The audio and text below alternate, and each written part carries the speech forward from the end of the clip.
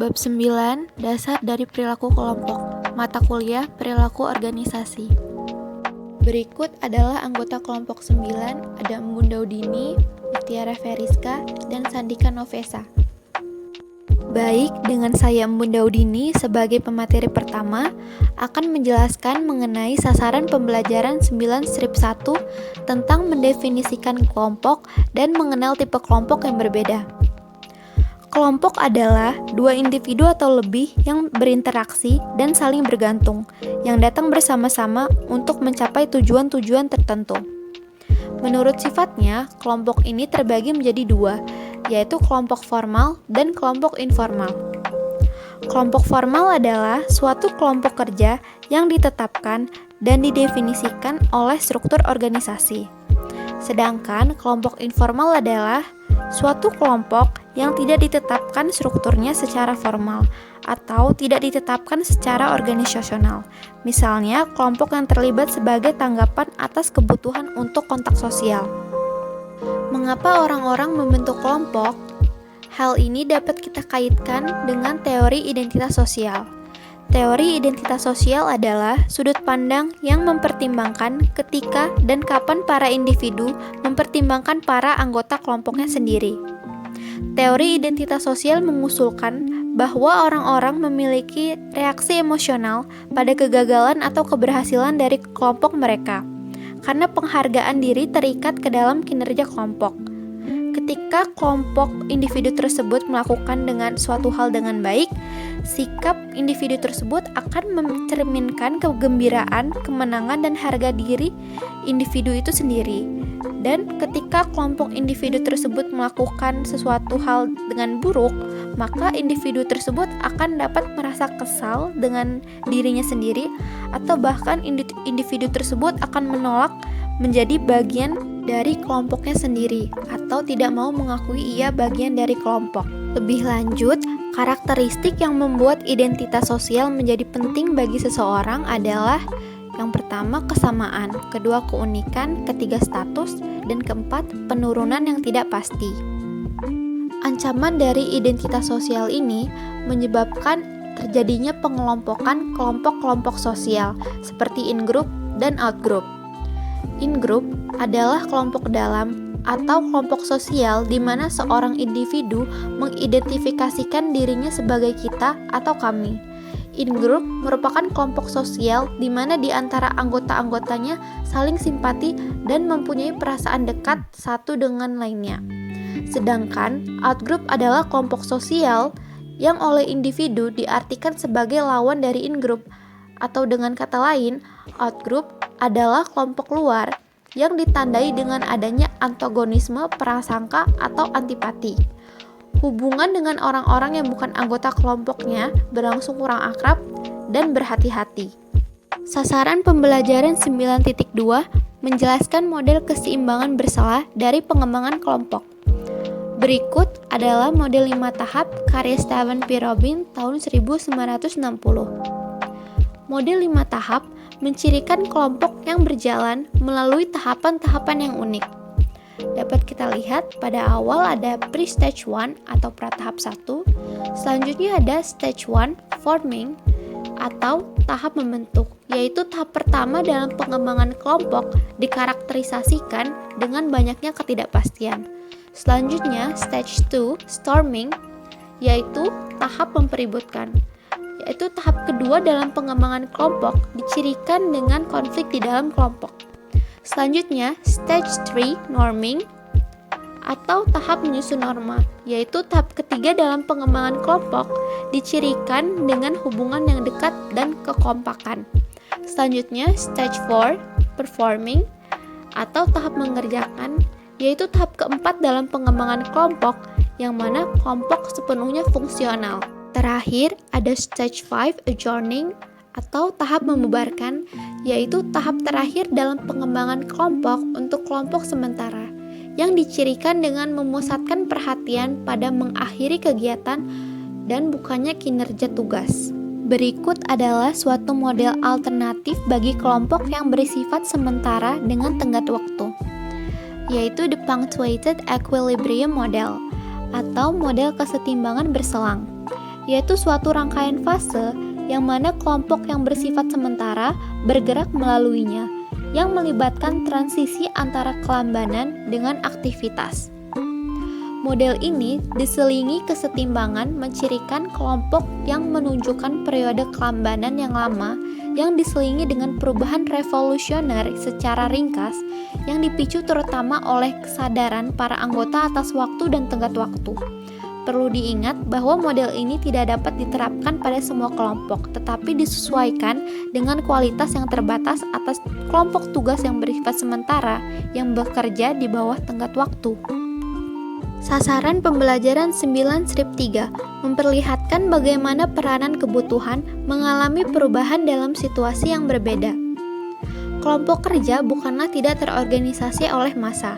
Mereka memiliki properti yang membentuk perilaku para anggota dan membantu menjelaskan serta memprediksi perilaku individu di dalam kelompok.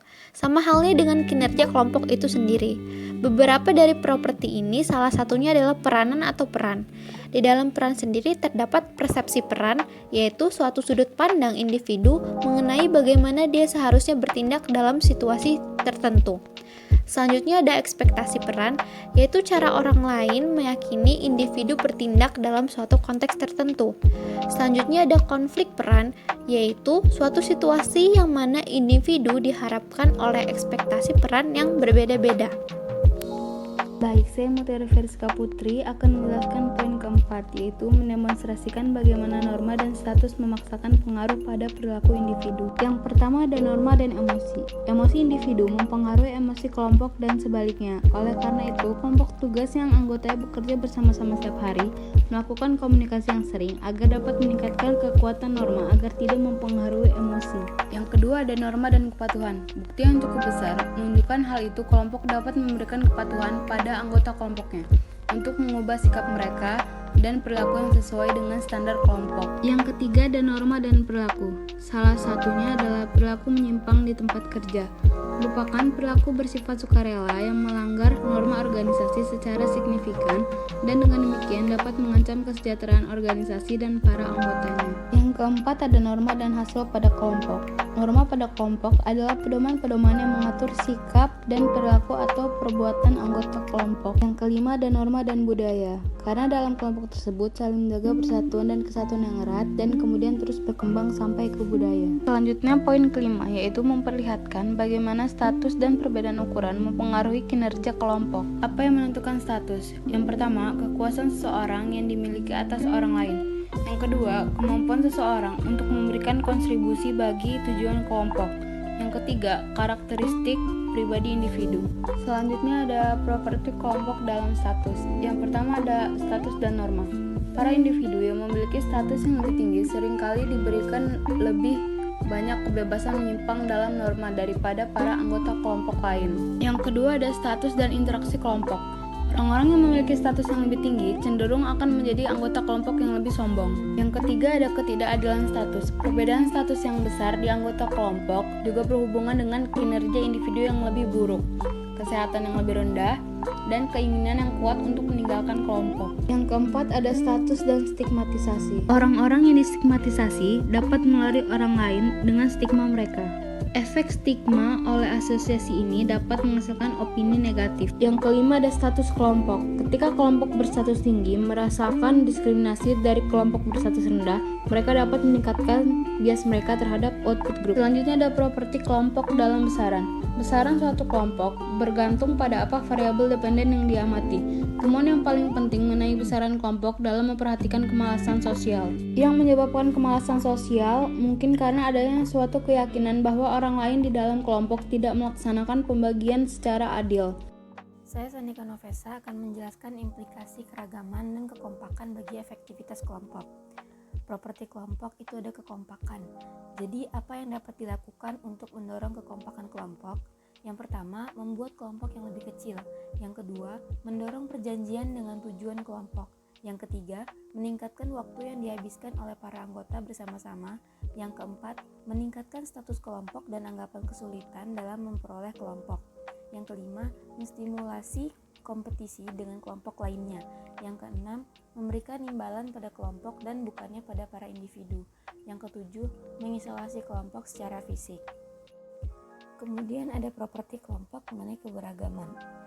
Keragaman terlihat untuk meningkatkan konflik kelompok, terutama dalam tahap awal masa jabatan kelompok, yang mana seringkali menurunkan moral kelompok dan meningkatkan tingkat berhentinya anggota. Kelompok yang beragam secara budaya versus kelompok homogen.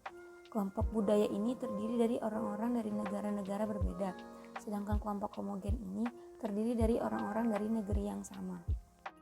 Terdapat efek samping tim beragam adalah lini kesalahan atau divisi yang dipandang membagi kelompok menjadi 2 atau lebih subkelompok didasarkan pada perbedaan individual, misalnya seperti ras, agama, jenis kelamin, dan pengalaman kerja. Kemudian, membandingkan antara kelebihan dan kekurangan dari pengambilan keputusan kelompok versus individu. Yang pertama itu ada kekuatan pengambilan keputusan kelompok. Kelompok dapat menghasilkan informasi dan pengetahuan yang lebih lengkap dengan menggabungkan sumber daya dari beberapa individu. Maka kelompok akan membawa lebih banyak input serta heterogenitas ke dalam proses keputusan. Kelompok juga mengarah pada meningkatnya penerimaan suatu solusi. Kemudian kelemahan pengambilan keputusan kelompok. Keputusan kelompok menghabiskan waktu karena kelompok-kelompok umumnya memerlukan lebih banyak waktu untuk mencapai suatu solusi. Terdapat kepatuhan tekanan, pembahasan kelompok dapat didominasi oleh salah satu atau beberapa anggota, dan keputusan yang lemah akan menimbulkan tanggung jawab yang ambigu. Kemudian efektivitas dan efisiensi. Keputusan kelompok umumnya lebih akurat daripada keputusan rata-rata individu dalam suatu kelompok. Tetapi kita tidak dapat mempertimbangkan efektivitas tanpa menilai efisiensi. Pengambilan keputusan kelompok memerlukan lebih banyak jam kerja daripada individu yang menyelesaikan permasalahan sama sendirian. Dalam memutuskan apakah menggunakan kelompok, kemudian para manajer harus menilai apakah peningkatan dalam efektivitas jauh lebih banyak dari cukup untuk mengimbangi penurunan dalam efisiensi. Kemudian ada pemikiran kelompok dan pergeseran kelompok. Pemikiran kelompok berkaitan dengan norma. Pemikiran kelompok atau groupthink merupakan suatu fenomena yang mana norma bagi konsensus mengabaikan penilaian realistis atas rangkaian alternatif tindakan. Sedangkan pergerakan kelompok atau group shift merupakan suatu perubahan antara keputusan kelompok dengan keputusan individu yang diambil seorang anggota di dalam kelompok. Pergeseran dapat mengarah pada penyelamatan atau risiko yang lebih besar, tetapi umumnya mengarah pada versi yang lebih ekstrim atas posisi awal kelompok. Adapun beberapa kejanggalan dalam pemikiran kelompok. Yang pertama, para anggota merasionalkan setiap perlawanan atas asumsi yang telah mereka buat. Yang kedua, para anggota menerapkan tekanan secara langsung pada mereka yang sesaat mengekspresikan keraguan mengenai beberapa pandangan yang dibagikan oleh kelompok. Yang ketiga, para anggota memiliki sudut pandang yang meragukan atau berbeda, yang berusaha menghindari penyimpangan dari apa yang terlihat. Yang keempat, terdapat situasi ilusi kebulatan suara. Kemudian pergeseran kelompok atau polarisasi kelompok dapat dipandang sebagai suatu kasus khusus dari pemikiran kelompok.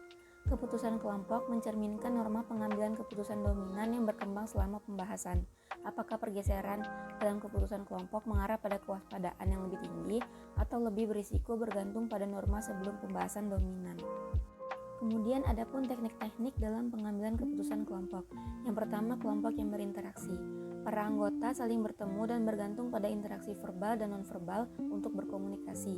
Kelompok yang berinteraksi sering memeriksa diri sendiri dan menekan para anggota individu untuk mengarah pada kepatuhan opini. Yang kedua itu ada sumbang pendapat atau brainstorming.